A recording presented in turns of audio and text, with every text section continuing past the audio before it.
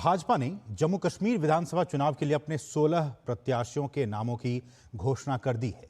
इसमें पामपोर से इंजीनियर सैयद शौकत गयूर अंद्राबी, राजोपुरा से अरशीद भट्ट, शोपियां से जावेद अहमद कादरी, अनंतनाग पश्चिम से मोहम्मद रफीक वाणी, अनंतनाग से अधिवक्ता सैयद वजाहत, किश्तवाड़ से शगुन परिहार, श्रीगुफवाड़ा बिजबेहरा से सोफी यूसुफ, पाडेर नागरेनी से सुनील शर्मा, भद्रवाह से दलीप सिंह परिहार, डोडा से गजय सिंह राणा, डोडा पश्चिम से शक्तिराज परिहार, रामबन से राकेश ठाकुर, बनिहाल से सलीम भट्ट, शानगुस अनंतनाग से पूर्व वीर सर्राफ और इंदरबल तारिक कीन, चौधरी रोशन हुसैन गुज्जर, कोकरनाग से प्रत्याशी उन्हें बनाया गया है। और जम्मू कश्मीर के किश्तवाड़ से भाजपा ने शगुन परिहार को उम्मीदवार बनाया है। पीएम मोदी को धन्यवाद देते हुए शगुन परिहार ने कहा कि चुनाव में जीतने पर राज्य के अन्य मुद्दों के साथ साथ महिला सशक्तिकरण पर विशेष ध्यान दिया जाएगा। मैं आभार व्यक्त करूंगी हमारे नरेंद्र मोदी सरकार का, हमारे संगठन के तमाम कार्यकर्ताओं की मैं तहे दिल से आभारी हूँ, शुक्रगुजार हूँ। और मेरे किश्तवाड़ के लोग जो हमेशा हर कदम पे 2018 के बाद हमारे साथ रहे हैं, मैं उन तमाम लोगों की तहे दिल से आभारी हूँ, धन्यवादी हूँ, शुक्रगुजार हूँ। और मुझे उम्मीद नहीं, मुझे विश्वास है ये किश्तवाड़ के लोग मेरा सर झुकने नहीं देंगे। इस यज्ञ में जो उतरी हूँ वो मेरा साथ देंगे और मुझे पूर्ण संख्या से जिताएंगे। और इस पूरे महत्वपूर्ण विषय पर बातचीत करने के लिए हमारे साथ दो हमारे खास सहयोगी, हमारे साथ वरिष्ठ पत्रकार और कंसल्टिंग एडिटर विनोद मिश्र इस वक्त स्टूडियो में मौजूद हैं। साथ ही साथ हमारे साथ वरिष्ठ पत्रकार और हमारे सहयोगी राजेश राज भी दोनों ही लोग इस वक्त हमारे साथ स्टूडियो में मौजूद हैं। विनोद जी, सबसे पहले आपके पास आना चाहूँगा। इस लिस्ट को देखते हुए पहले 15 नाम और अब एक और नाम जुड़ गया, 16 नाम जुड़ गया है। कैसे देखते हैं इस पूरे लिस्ट को? क्या बीजेपी ने इस बार भी, चूँकि बहुत ही महत्वपूर्ण चुनाव होने वाले हैं 10 वर्षों के बाद, एक एक नाम पर बहुत ही गहनता के साथ विचार विमर्श करने के बाद इस लिस्ट को तैयार किया गया होगा? वैसे अगर आप इस लिस्ट को देखते हैं तो हम लोग जो अब इतने वर्षों से, महीनों से सुनते रहे, नया कश्मीर का आर्टिकल 370 हटने के बाद और जो वहाँ इंफ्रास्ट्रक्चर डेवलपमेंट से लेके और जो डेवलपमेंट का हमने प्रोसेस देखा तो नया कश्मीर की बात तो थी। अब उस नया कश्मीर के साथ में जोड़ते हुए बीजेपी का जो ये नया लिस्ट है, उस लिस्ट के साथ में उसने नया नेतृत्व का भी एक कम से कम पार्टी ने झलक दिखाई है। अब सवाल ये है कि उसमें जो बीजेपी के पुराने कार्यकर्ता या आप कह सकते हैं जो पुराने नेता थे और उसके साथ में जो कैडर थे, उसमें प्रायोरिटी क्या होगी। अभी आप देखिए कि लिस्ट के बाद जो है इतना आसान भी नहीं है, वहाँ पे कार्यकर्ताओं की जो है आपसी मनमुटाव शुरू हो गई है, वहाँ का भी लोग जो है आक्रोश में भी दिखे हैं। तो ये स्वाभाविक है, जब लिस्ट आती है तो कई की नाराज़गी होती है, कई के घरों में खुशियाँ होती हैं। तो ये सारी चीज़ों के बीच में अगर आप देखें टोटलिटी में तो इम्पॉर्टेंट ये है कि बीजेपी ने अपने नए नेतृत्व पर भरोसा किया है। और नए नेतृत्व पर भरोसा करने का मतलब है कि आप अगर कश्मीर की जो हालात है और डेमोक्रेसी की जो एक नई शुरुआत कश्मीर में होने जा रही है आर्टिकल 370 हटने के बाद, ये पहला इलेक्शन है, तो मुझे लगता है कि ये एक शुभ संकेत है जम्मू कश्मीर के लिए कि नए चेहरे के साथ में नया कश्मीर की जो परिकल्पना है, नया कश्मीर का जो अभी विकास की जो रफ्तार है, उसमें ये लोग कितना कंट्रीब्यूट कर पाएंगे, ये सबसे इम्पॉर्टेंट चीज़ है। ठीक है, राजेश हमारे साथ बने हुए हैं। राजेश, आपने बताया कि अब जब इस पूरे लिस्ट को लेकर मंथन हो रही थी, आप इस पूरे मामले को कवर कर रहे थे उस दौरान। मेरा सवाल कि इस पूरे लिस्ट को लेकर जिन नामों पे चर्चा हम कर रहे हैं उसको लेकर आपकी प्रतिक्रिया, और दूसरी बात कि प्रधानमंत्री ने लाल किले के प्राचीर से, और इस सवाल को लेकर मैं विनोद जी के पास भी जाऊँगा, कि उन्होंने कहा कि युवाओं को अब राजनीति में आना चाहिए, खासकर युवाओं को लेकर उन्होंने जिक्र किया। शगुन परिहार एक एग्जाम्पल के तौर पर देख सकते हैं। देखिए, रविवार की देर शाम अगर हम कहें तो केंद्रीय चुनाव समिति जो भारतीय जनता पार्टी की बैठक थी, वो बैठक देर शाम तक चली, जिसमें प्रधानमंत्री नरेंद्र मोदी, भारतीय जनता पार्टी के राष्ट्रीय अध्यक्ष जेपी नड्डा, गृहमंत्री अमित शाह और जम्मू कश्मीर के जितने बड़े नेता थे, चाहे डॉक्टर जितेंद्र सिंह की बात करें, रविंद्र रैना की बात करें, राम माधव जो बीजेपी के प्रभारी हैं, उन तमाम लोगों ने उसमें प्रत्याशियों के चयन के लिए अंतिम मुहर जो है वो लगाया। लेकिन उसके पहले अगर हम थोड़ा सा फ्लैशबैक में चलें तो तकरीबन 3-4 दिनों से हसीम ऐसा देखा जा रहा था कि दिल्ली में भारतीय जनता पार्टी के जो राष्ट्रीय अध्यक्ष हैं जेपी नड्डा और गृह मंत्री अमित शाह, वो रायशुमारी कर रहे थे। अपने जो प्रदेश के तमाम नेता थे, उनके जो प्रभारी थे, इन लोगों के साथ लगातार कई दिनों से इस लिस्ट को फाइनल करने के लिए रायशुमारी चल रही थी। और अगर रात की बात करें तो रात सिर्फ उस पर अंतिम मुहर लगाने के लिए जो है एक परंपरा रही है कि केंद्रीय चुनाव समिति की बैठक होती है और उस बैठक में कहीं ना कहीं नाम पर मुहर लगती है। तो जो आज सूची जारी हुई है वो रात की बैठक का ही रिफ्लेक्शन है। जहां तक युवाओं की सियासत की बात करें तो प्रधानमंत्री सिर्फ कश्मीर में ही नहीं बल्कि पूरे देश भर में वो चाहते हैं कि जो नए लोग हैं वो चुनकर आए। और शगुन परिहार का आपने उदाहरण दिया, निश्चित तौर पर एक नए चेहरे के तौर पर, एक एक्सपेरिमेंट के तौर पर कश्मीर के युवाओं को राजनीति की मुख्य धारा से जोड़ने के लिए शगुन परिहार जो है एक प्रेरणा का स्रोत हो सकती हैं। और ऐसे युवा जो कश्मीर में हमेशा हिंसा, अलगाववाद या आतंकवाद की चपेट में रहे हैं, पत्थरबाज की श्रेणी में उनकी गिनती होती रही है, लेकिन धारा 370 और 35A के हटने के बाद कश्मीर विकास की पटरी पर दौड़ पड़ी है। और भारत सरकार और बीजेपी की ये कोशिश है कि जो विकास की पटरी पर कश्मीर दौड़ पड़ी है वो उस पटरी से बेपटरी ना हो, उतरे नहीं। राजेश, मैं रोकना चाहूंगा, इस वक्त एक बड़ी खबर आ रही है, ब्रेकिंग न्यूज। जम्मू कश्मीर विधानसभा चुनाव को लेकर भाजपा के स्टार प्रचारकों की सूची जारी हो गई है। पीएम मोदी स्टार प्रचारक होंगे, ये स्टार प्रचारकों की एक लिस्ट होती है और वो लिस्ट अब जारी हो गई है। बीजेपी की तरफ से कौन कौन से लोग होंगे जो कि प्रचार अभियान को धार देने का काम करेंगे जम्मू और कश्मीर में, उन लोगों की लिस्ट, उन लोगों का नाम अब आ गया है।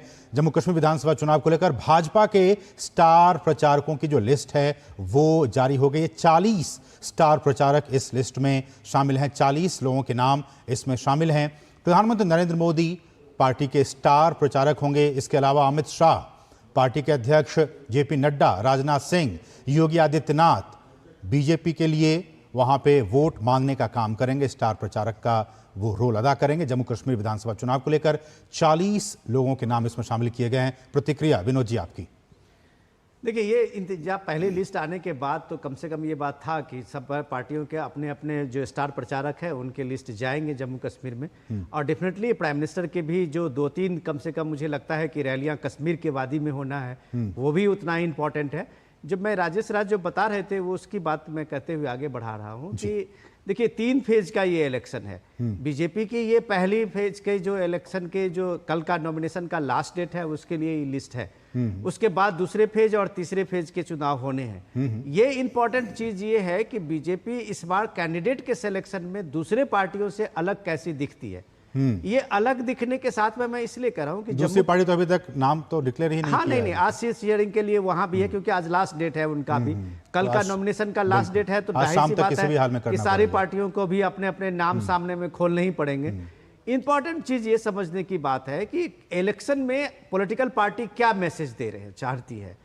अगर ये मैसेज सीधे सीधे प्राइम मिनिस्टर मोदी से या जो राजेश राज कहते हैं कि जो केंद्रीय चुनाव समिति की तरफ से जम्मू कश्मीर की ओर है कि हम युवाओं का एक नेतृत्व देना चाहते हैं। युवाओं के नेतृत्व देने से मतलब साफ है कि जो परिवारवाद का जो वंशवादी पार्टी की जो वहां पे एक परंपरा जम्मू कश्मीर में बनी थी, उससे अलग हटकर आप क्या बात करें, उसके बाद आप फारूक अब्दुल्ला परिवार की बात में आप मुफ्ती मोहम्मद सईद की बात करें, तो ऐसे 4-5 परिवार तक ही जम्मू कश्मीर की पूरी सियासत इतने वर्षों तक घूमती हुई थी। अब इसमें जब पंचायती राज का चुनाव हुआ, जिस चुनाव में आपने देखा कि नेशनल कॉन्फ्रेंस भी पहले बाइकआउट किया, उसके बाद महबूबा मुफ्ती भी बाइकआउट की। इन पार्टियों को लगा जब ये नए फेज और नई पौध जो इस चुनाव प्रक्रिया में बढ़ के सामने में आए और आने के बाद जो वहां पीपुल गवर्नेंस का जो एक मॉडल दिया जम्मू कश्मीर ने, वो इतने कमाल की चीज थी असीम कि आप जम्मू कश्मीर का जो पंचायती राज का जो मॉडल है पूरे देश के लिए एक सबक है, जहां पंचायती राज ने अपने अपने इलाके में 100% सेंटर के सारे फ्लैगशिप स्कीम को जमीन पे उतार दिया था। तो ये युवाओं पे जो लोगों का भरोसा है, मुझे लगता है कि बीजेपी ने एक दांव खेला है इस युवाओं पे कि बड़े नाम से बेहतर है कि जो युवा काम कर रहे हैं वहां लोगों के साथ जुड़े हुए हैं, उनको अगर आप पार्टी अगर सामने में लाती है, लोगों के सामने में लाती है, तो शायद बीजेपी के लिए एक अच्छी बात होगी और एक बड़ा मौका भी होगा। ठीक है राजेश, लेकिन हम जानते हैं कि विधानसभा चुनाव 10 साल के बाद वहाँ पे होने जा रहे हैं। पिछला चुनाव 2014 में हुआ था, उसके बाद से सारी चीज़ें हमारे सामने हैं। 370 खत्म हुए भी 5 साल हो चुके हैं। अब जिस बात का जिक्र विनोद जी कर रहे हैं कि अब युवा, उनका जोश, उनका उत्साह, पॉलिटिक्स में आना, पीएम का अपील करना कि आप आइए, इन तमाम चीज़ों के मद्देनज़र ये अब चुनाव होंगे अगले महीने सितंबर में। आपकी प्रतिक्रिया किस तरह से इस जम्मू कश्मीर के चुनाव को आप कैसे देखते हैं? देखिए, जो सबसे महत्वपूर्ण बात है कि आपने बिल्कुल सही कहा कि 10 साल के बाद चुनाव होने हैं, और इस 10 साल में अगर आप देखें तो और कश्मीर 370 खत्म होने के 5 साल के बाद बिल्कुल, तो कैसे कश्मीर जो है वो बेपटरी से पटरी पर लौटी, ये सबसे महत्वपूर्ण बात है। और कश्मीर को धरती का स्वर्ग कहा जाता है, ये जमहूरियत का जश्न है। हर हाल में यहाँ के जो लोग हैं, जो कश्मीर के लोग जो जमहूरियत में भरोसा रखते हैं, वो हर हाल में चाहेंगे कि वो जमहूरियत के जश्न में शरीक हों, और एक नई सरकार जो वहाँ चुनकर आए वो कश्मीर को विकास की पटरी पर जो दौड़ रही है कश्मीर, उसको और भी रफ्तार दे। लेकिन नेशनल कॉन्फ्रेंस और कांग्रेस का जो एक गठबंधन उभर कर सामने आया है, इस गठबंधन के बाद गृह मंत्री अमित शाह ने कांग्रेस से 10 सवाल पूछे, और भारतीय जनता पार्टी के तमाम जो प्रवक्ता हैं, बड़े नेता हैं, वो देश भर में प्रेस कॉन्फ्रेंस कर कांग्रेस को कटघरे में खड़ा करने की कोशिश कर रहे हैं। जिसमें एक सबसे महत्वपूर्ण मुद्दा है कि नेशनल कॉन्फ्रेंस जो अपने मैनिफेस्टो में इस बात का जिक्र करती है कि धारा 370 को वापस लाएंगे, उस पर कल रविशंकर प्रसाद ने जब प्रेस किया तो उन्होंने साफ तौर पर कहा कि उनको ये समझना चाहिए कि कश्मीर में हुकूमत में आ जाने के बाद वो ऐसा नहीं कर पाएंगे। इसके लिए जरूरी है कि वो केंद्र में एक चुनी हुई सरकार चाहिए, जो सरकार वो बदल सके। तो क्या कांग्रेस जो है वो नेशनल कॉन्फ्रेंस के साथ अपने को इस मुद्दे पर एसोसिएट करती है, या फिर श्यामा प्रसाद मुखर्जी का जो नारा था कि एक देश में 2 विधान 2 प्रधान नहीं हो सकता है, और उसको धारा 370 लाने खत्म करने के बाद जो भारत सरकार ने वहां पर एक ऐसी स्थिति जो है कायम की है कश्मीर में कि आज कश्मीर का नौजवान आराम से लाल चौक पर घूम सकता है। लेकिन विनोद जी, मेरा सवाल आपसे एक ये होगा कि जिन पार्टियों ने अपने मैनिफेस्टो में इस तरह की बातें कही हैं, उनकी भी तो राजनीतिक मजबूरी है, उनको भी तो उन्हीं को कैटर करना है, उनको भी तो वोट चाहिए। बहुत सही सवाल किया आपने। सिर्फ देखिए, इम्पोर्टेंट ये है कि वो पार्टियां जो जिनको राजनीति करनी है, आपने सही कहा कि उनके पास एजेंडा नहीं है। आज की तारीख में एजेंडा नहीं है कि इसका मैं कैटेगोरिकली इस चीज़ को सपोर्ट दे सकता हूँ इस बात से कि जम्मू कश्मीर में अभी तक जितने भी चुनाव हुए हैं, जहाँ तक मुझे याद है कि उस चुनाव में कभी भी कोई डेवलपमेंट का या कोई एक नेशनल इशू का या कोई बड़ा एजेंडा नहीं रखा गया था, किसी भी पार्टी का आप कह सकते हैं। तो उस वहाँ पे एजेंडा जो एनसी और मेनली पीडीपी, इन्हीं का ज़्यादा एजेंडा वहाँ होता था। वो दोनों एजेंडा इमोशनल कार्ड होता था कि अगर ये सरकार हमारी नहीं बनेगी तो हमारा आर्टिकल 370 छीन जाएगा, हमारा जो है कश्मीर का जो स्पेशल स्टेटस है वो छीन जाएगा, हमारी जो जम्मू कश्मीर में अपनी एक पहचान है, आइडेंटिटी है, वो ख़त्म हो जाएगी। इस तरीके से एक एप्रीहेंशन का माहौल लोगों के सामने में लाया जाता था, और उसके बाद उस चुनाव में वो सत्ता में वापस आते थे। तो ये चीज़ अब उनके सामने में ये बात कहने के लिए कोई ऐसा मॉडल तो उन्होंने है नहीं। उमर अब्दुल्ला के 6 साल हुए, उस महबूबा मुफ्ती की 6 साल थी, क्या वो 6 साल में विकास के कोई एक बड़ा मॉडल बनाई होती कि हमने अपने दौर में 50 मेडिकल कॉलेज खोले, या हमने अपने दौर में इस रोड कंस्ट्रक्शन का आपने इतना काम किया। ये सारे काम इस 5 साल आर्टिकल 370 हटने के बाद हुआ है। तो आपके पास उस विकास का कोई मॉडल ऐसा नहीं है जो आप लोगों को बता सके कि हम जो डेवलपमेंट का मॉडल वहां बनाए थे उसको लाना चाह रहे हैं। सत्य आपको ये देखिए कि इन 5 सालों में जम्मू कश्मीर के लगभग 1100 से 1200 गांव, पहाड़ के ऊंचे हाई रिच की बात मैं कह रहा हूं, जहां पे आज तक बिजली नहीं पहुंची थी, वहां बिजली पहुंची है। कश्मीर के वो पूरे हाई रिच में, कुपवाड़ा सबके इलाके में चले जाइए तो जल जीवन मिशन से इस टेन्योर में, गवर्नर रूल में, आप वहां देखिए कि वहां नल का जल पहुंचा है। तो ये सारी चीजें, ये सारी सहूलियतें जो लोगों को 5 साल में मिली है, वो उनके लिए एक बड़ा एक्सपीरियंस है। और हमने वहां से प्रतिक्रियाएं भी दिखाई थी, दिखाई है कि किस तरह से लोग काफी खुश हैं कि किस तरह से जो केंद्र की योजना है, जो लोगों को एक मुख्यधारा में लाने की बात थी डेवलपमेंट से, वो मॉडल जब आपके सामने में है तब फिर आपके सामने में आपकी मजबूरी होगी कि आप वही स्पेशल स्टेटस की बात करेंगे जो 90 के आपके एक सॉफ्ट सेपरेटिज्म कहते हैं, वो सॉफ्ट सेपरेटिज्म आप सामने विनोद जी, एक प्रतिक्रिया हम दिखाना चाहते हैं प्रदर्शकों को कि जम्मू कश्मीर के जो शोपियां हैं विधानसभा क्षेत्र से, भाजपा के उम्मीदवार जावेद अहमद कादरी ने क्या कुछ कहा है वो हम आपको सुनाना चाहते हैं। मैं अपने नरेंद्र मोदी जी का बहुत शुक्रगुजार हूँ कि आज फिर एक बार उन लोगों ने मुझ पर भरोसा किया और शोपियान के आवाम को मैंडेट दिया है। ये मैंडेट जो मेरा है ये पूरे शोपियान के लोगों का मैंडेट है।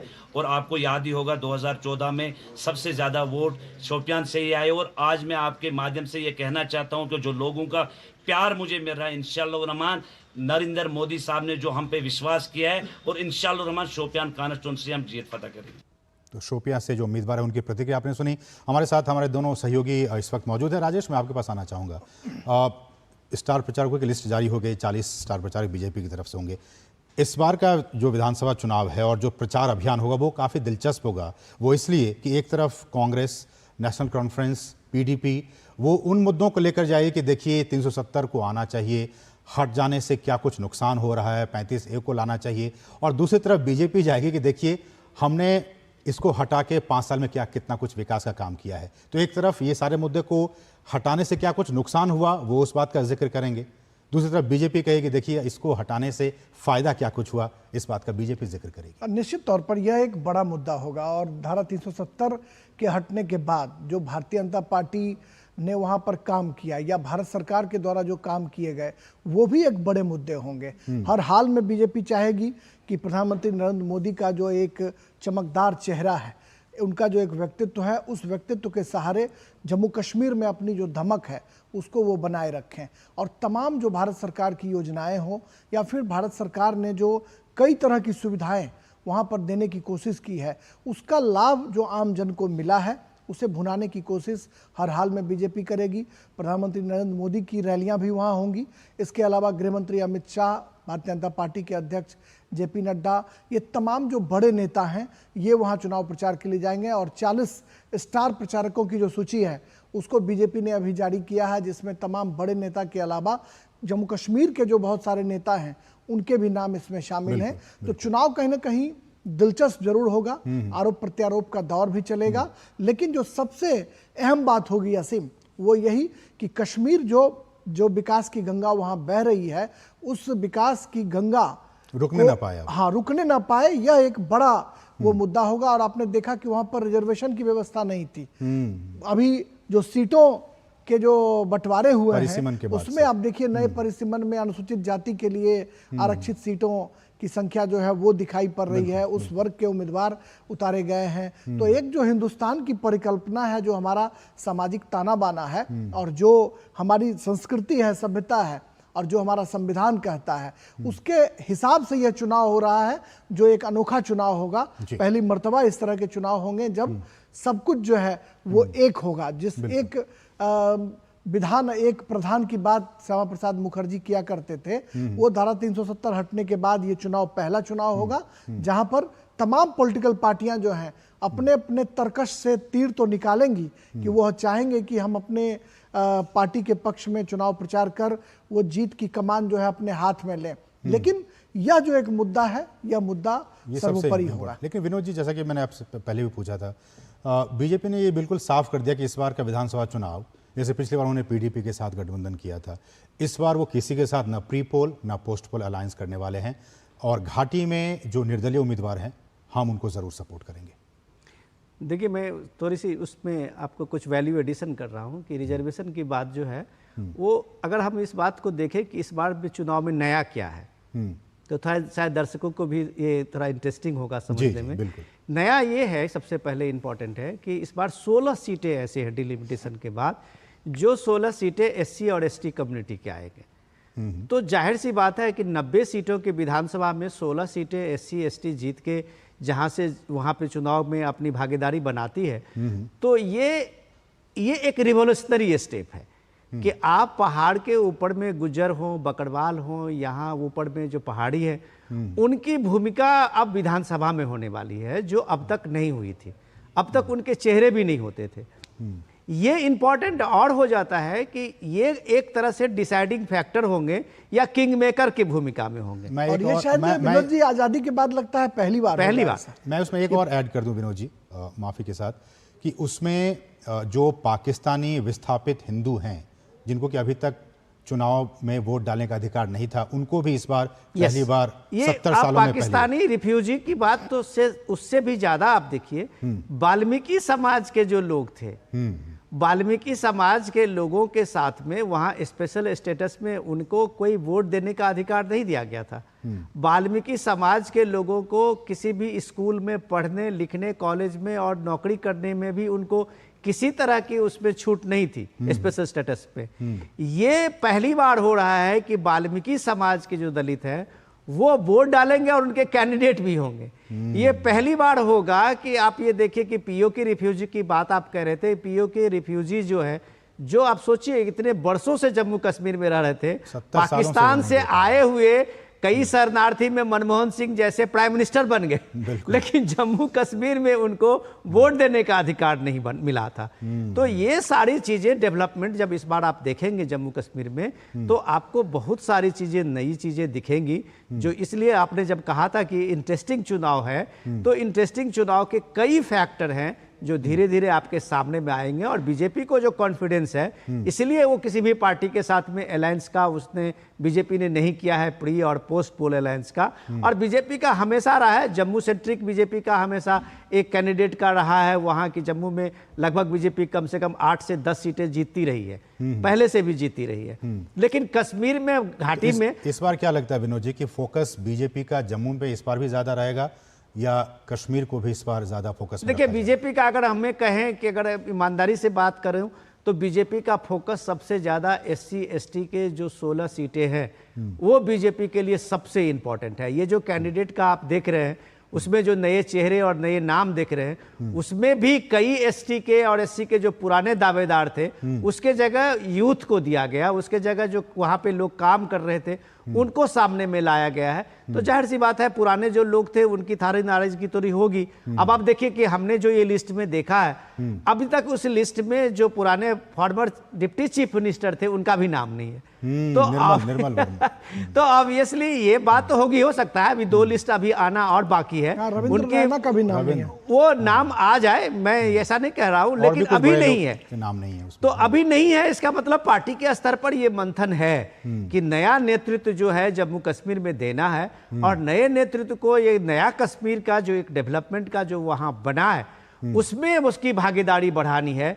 इस हिसाब से आप देखें तो बीजेपी के लिए ये चुनाव सच में बहुत इंपॉर्टेंट है कि वो अपने नए कैडर्स को, नए यूथ को उसमें मुख्य धारा में ला सकते हैं। राजेश, न सिर्फ ये महत्वपूर्ण है बल्कि केंद्र को और बीजेपी को ये भी साबित करने का एक मौका है कि उन्होंने जो फैसला लिया आज से 5 साल पहले वो सही फैसला है और वो जम्मू कश्मीर के हित में लिया गया था फैसला। देखिए, भारतीय जनता पार्टी को रिजर्वेशन के सवाल पर कई बार जो है उनको घेरने की कोशिश कांग्रेस पार्टियां या फिर जो समाजवादी सियासत में विश्वास करने वाली पार्टियां हैं वो घेरती रही हैं।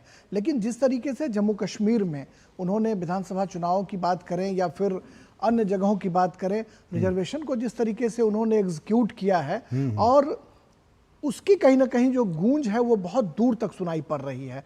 और निश्चित तौर पर उसकी गूंज घाटी से लेकर चोटी तक सुनाई पड़ेगी, क्योंकि रिजर्वेशन एक ऐसा मुद्दा है जिस मुद्दे पर सरकारें बनती रही हैं, बिगड़ती रही हैं, गिरती रही हैं। तो कहीं ना कहीं इसका रिफ्लेक्शन दिखाई पड़ेगा और यह एक बड़ा आंदोलनकारी परिवर्तन का संकेत भी हम कह सकते हैं। चुनाव परिणाम आने के बाद सब कुछ दूध का दूध और पानी का पानी होगा, लेकिन जो काम धारा 370 और 35 से हटने के बाद कश्मीर में हुआ है उसकी गूंज घाटी से लेकर चोटी तक सुनाई पड़ेगी। ये हम मोटे तौर पर इस चुनाव की सबसे बड़ी सफलता या सबसे बड़ी हम कह सकते हैं कि वो गूंज जो है वो सुनाई जरूर पड़ेगी। चलिए, तो बहुत बहुत शुक्रिया। समय इतना ही है। विनोद जी, आप हमारे साथ जुड़े और राजेश साहब का भी, आप दोनों ही सहयोगियों का बहुत बहुत शुक्रिया इस विशेष चर्चा में शामिल होने के लिए। बढ़ेंगे आगे, कहेंगे